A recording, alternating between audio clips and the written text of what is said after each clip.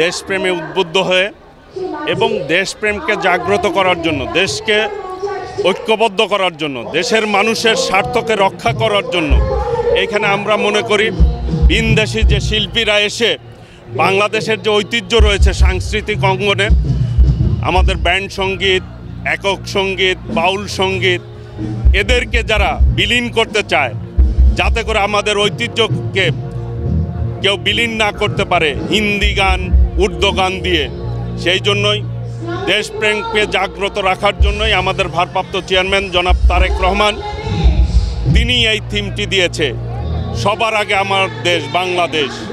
এই দেশকে নিয়েই আমাদের আগাতে হবে। সেই জন্য দেশের যে ঐতিহ্য আছে, দেশের যে কালচার আছে, দেশের যে সাংস্কৃতিক অঙ্গনে আমাদের শিল্পীদের ব্র্যান্ডিং আমরা করতে চাই। আমরা বলতে চাই বাংলাদেশের মানুষরাই শ্রেষ্ঠ, আমরাই বাংলাদেশ, সবার আগে বাংলাদেশ।